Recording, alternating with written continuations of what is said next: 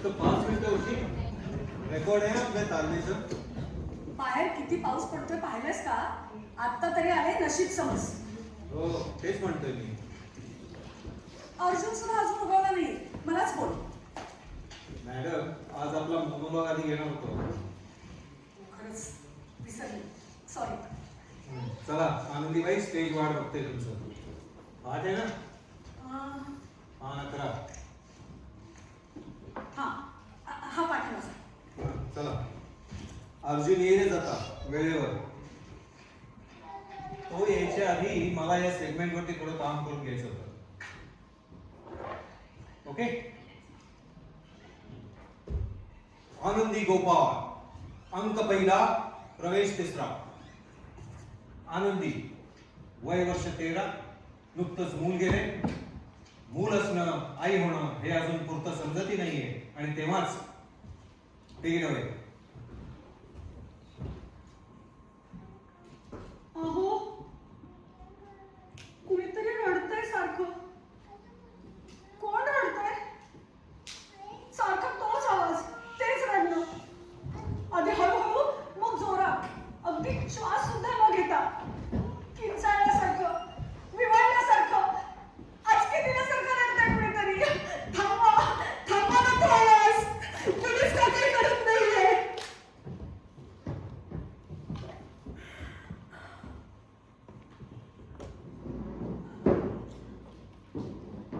बाळा काय झालं? भूक लागली का?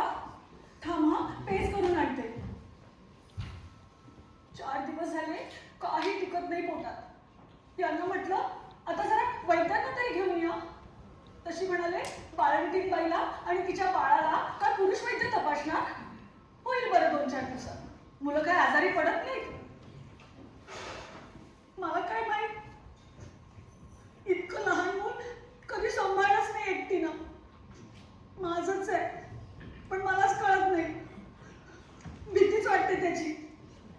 का मध्येच रडतं, मध्येच झोपतं, रात्री बेरात्री का उठतं. आणि यांचा तर काहीच उपयोग नाही. सारखं बुकं वाचली का आणि बुकं वाचली का. घरात आहे बाळ, त्याचं रडणं, त्याची सारखी दुपटी बदला, तासाला अंगावर माझा. रात्र रात्र थोपटत बसा. न झोप न विश्रांती. आणि यांचं एकच पालुपण. एवढी बुकं आली आहे तुमच्यासाठी पार्सलने, कधी वाचायला घेताय. केवढा खर्च झालाय तुमच्या शिक्षणासाठी काही कल्पना आहे का? पण मी म्हणलं होतं का शिकवा म्हणून. लग्न झाल्यापासून रोज फोडून काढलं मला लिहिणं वाचण्यासाठी. इकडून आई आणि तिकडून आपण. शिकू नये म्हणून आईनं आणि शिकावं म्हणून आपण.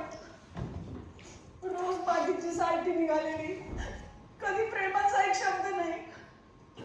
आणि आता तर कळत झाला. बाळ गेलं माझं. 4 दिवस आजारी होतं. रात्रभर रडत होतं. ना अंगावर पीठ होतं ना पेज घेत होतं. आणि तुम्हाला फक्त मुखांची काळजी.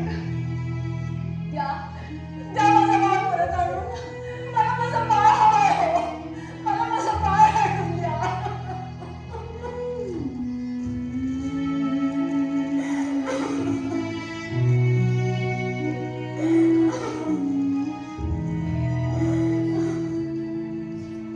क्या बात है यार मेरा. That was really great, huh? आज काय झालं कोणास ठाऊक. लोकलमध्ये एक कोळीण बाळाला पाजत बसली होती. मला आता तीच आठवली. Good good.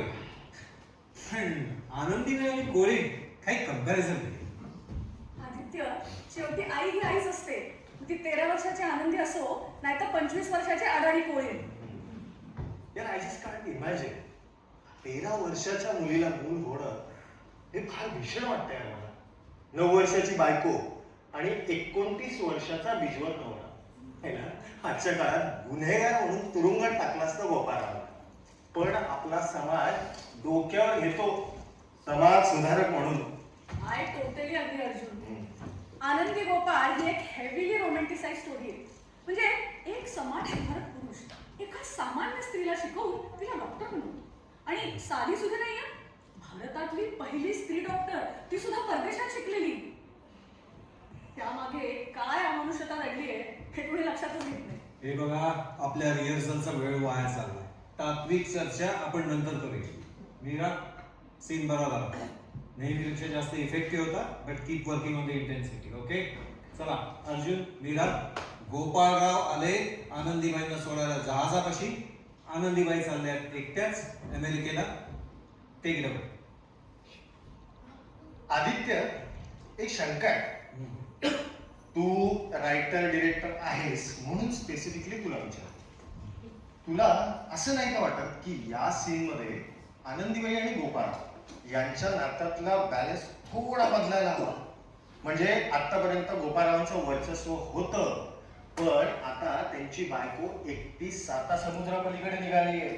यार, त्यांच्या बोलण्यात ना जरा जास्त आत्मविश्वास असायला हवा, असं नाही का वाटत तुला? प्रश्न असा आहे की त्यांच्या नात्यातला हा बदल आनंदीला तरी पुरता समजलाय की नाही? ती अजूनही एक भारतीय पत्नीच आहे, रूढींच्या ओझ्याखाली दबलेली. You are both wrong. 13व्या वर्षी मूल गेल्यानंतर आनंदीनं डॉक्टर बनण्याचा निश्चय केला. बायकांना वैद्यकीय सेवा मिळत नाही म्हणून. स्वतःच्या आयुष्याची दिशा तेव्हा त्यांनी पहिल्यांदा स्वतः ठरवली. That was the turning point in the relationship. आणि आता सुद्धा पैशांअभावी दोघांनाही अमेरिकेला जाता येत नाही म्हणून एकटीनं जाण्याचा निर्णय सुद्धा त्यांचाच होता. आनंदीबाईंना आता पूर्णपणे माहिती की त्यांच्या आयुष्याची सूत्र आता त्यांच्या हातात आहेत. त्या आता फक्त एक आदर्श भारतीय पत्नीची भूमिका बजावत आहेत गोपाळरावांवरच्या प्रेमाखातर. तुम्ही दोघं उगीच ह्याच्यात जेंडर पॉलिटिक्स आणू पाहताय. अरे, हा पती पत्नीच्या वियोगाचा क्षण आहे. इथं ज्या भावना अपेक्षित आहेत त्या जेंडर पॉलिटिक्सच्या पलीकडच्या आहेत. तुम्ही या प्रसंगाशी हल्लीच्या व्यक्तिवादी आणि महत्वाकांक्षी भूमिकेतनं बघू नका. अरे, ही घटना 150 वर्षापूर्वीची आहे. तुमचे आजचे निकष नाही लागू शकत इथं. Go back in time. त्या काळी स्त्रीचं समाजातलं स्थान काय होतं ते इमॅजिन करा. अरे, अर्जुन आणि मीरा नाही, गोपाळराव आणि आनंदीबाई होता येते का ते बघा. That's the idea behind acting. Okay okay okay बाबा.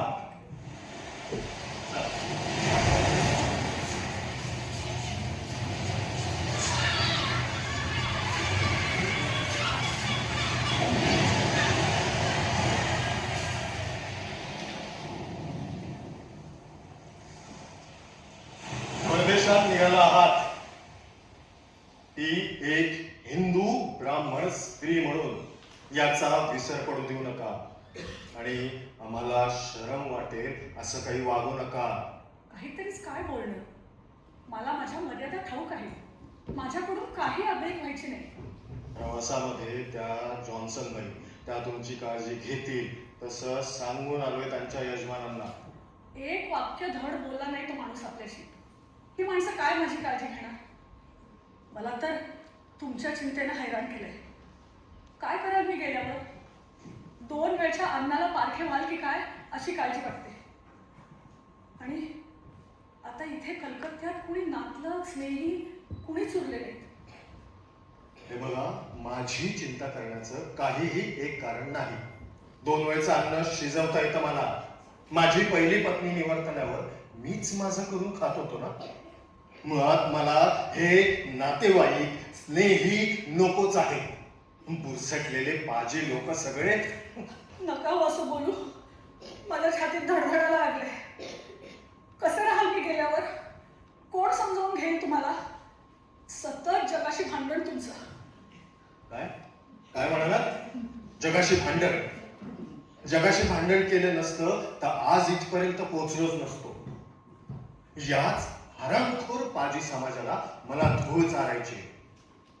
आज एक हिंदू ब्राह्मण स्त्री शिकण्यासाठी परदेशात निघाली. अहो, या दिवसासाठीच तर तुमच्याशी लग्न केलं होतं 7 वर्षापूर्वी. चला चला, असं अवसान घालू नका.